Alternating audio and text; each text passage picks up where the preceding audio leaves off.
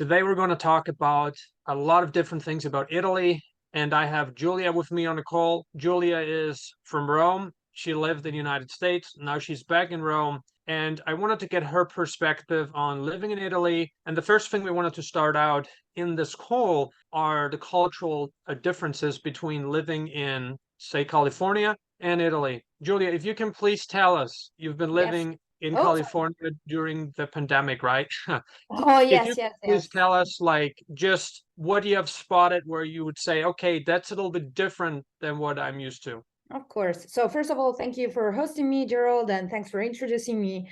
As you said, I have lived in California from 2019 to 2021. So yeah, right through the pandemic. Strictly speaking about the pandemic, it was a little different, like very different with Italy. Like, for example, like America got vaccines pretty straightforward, like right away. Since I was qualified as a childcare person, I was in the second wave, so I could get my vaccine pretty early, while other people my age that were in the same area of expertise, let's say, they got the vaccine like in June, while I had mine in February and March. So that was very fast, and I was surprised. That was very efficient, and I was also surprised by the difference in the work-life balance. Because, for example, I lived with people who had the luck of, being able to work from home. So, for example, my host mom was a CFO, and so she had absolutely no problem working from home. And my host dad was an architect, so same thing. It was a little bit more difficult for, essential personnel like cashiers, doctors, but I think that was handled very carefully and much better than in Italy. Like Italy was in a strict lockdown for 40 days. Like nobody could leave the house. There was police patrolling the streets. You need a special permit, and you could only go out to go to pharmacy or to the doctor. Crazy. Well, that's interesting to hear how that was in California. And when we talked last time privately, I told you a little bit about my experience there. When I had Yeah. my business and we had huge issues because we had to shut it down because Yeah. our clients, they were based in California and they had also, some lockdowns going on there during Yeah. 2020. In Italy, it seems like the reason for the lockdown was mainly the high median age. If you take a look at Italy, like it's like 47.8 years or something right now. So one person is below 47.8 years and one person is older. Whereas in Yeah. America, the median age is quite a bit less than that, right? Yeah. I wanted to get your take because there are some striking similarities between Italian culture and American culture, but there are also many differences, right? Do you want to tell me a little bit about now the similarities that you have spotted? Are people punctual? And do people value etiquette? Stuff like Oh, that. punctuality. Oh my goodness. No, let's not talk about punctuality. We do not value that in Italy. Just my internet took a while to work to get this call done. No, just kidding. So time is a weird conception for Italian. Like we are not that strict. Like if we say let's meet at 4, it could be 3:55, it could be 4:05, it could be 4:15, it could be 4:30. But we do know how to be on time for important stuff. Like that's strictly speaking about, friends meeting up, parents, relatives, like setting a time to do something. Even when we have to get out of the house to do the shopping, it's, let's leave at 5, and then we end up leaving like 5 minutes before the shopping, the shop center closes. So it's punctuality is like relative. But what I can say is that, for example, the friendliness of people is pretty much the same. Because I remember living in California close to a hiking trail, and on my first day there, I didn't know anybody. Like I was a stranger, and I remember going on a walk, and everybody would say hello to me. Like pretty much everybody, from saying hello to everybody to talking to everybody. That took a little bit. But also in Italy, you can find some pretty friendly people. It's not that usual to find people on a hiking trail that say hello to you randomly. but cashiers are very friendly. Restaurants, people are very friendly. Like pretty much working personnel is very friendly. So that's a common point. One thing that it's different though is that, let's say restaurants, I found that cashiers and waiters and waitresses especially are friendly because they work on tip based. Yeah, While in Italy we don't have that, so we're friendly no matter what. exactly. Yeah. I mean, what you said is true. Like America is focused on capitalism, but it's also a very business-oriented environment where you need Mhm. to be friendly in order Yep. to thrive, right?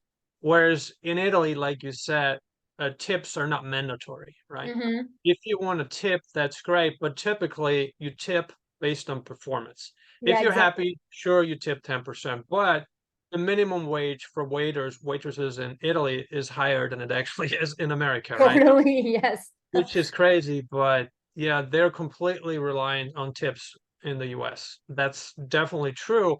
Now, what would you say in terms of dress code? That's important too, you know. If Ah, people wonder, you know, okay, let me pack my bags. I want to go to Italy. What should I bring?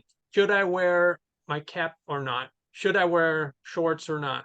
What's your take on this? I mean, of course, if you are a tourist in a country, it's going to be different than living in a country, right? As a resident, as a long-term visa yep. holder, whatever. So, what's your take on that? All right. Well, there's certainly a difference whether you're a tourist or not. If you're a tourist, of course, first thing you got to consider, as in anywhere else, is packing according to the weather. But in Italy, the weather changes very quickly in summer. We have had a dry season, like it's been very, very dry, no rain for weeks. But at night, according to where you go, it always get a little chilly. So totally bring a jacket. But in general, strictly speaking about dress code, I remember going to the movies with friends, and that was really shocking. My friends were wearing pajamas, slippers, and they brought blankets and pillows. And I was wearing my jeans, my pretty sandals, and a nice top. And I was like, what are we doing here? I thought it was movies, not pajama party. And it seems like dress code is very different between Italy and California. Like they're more laid back.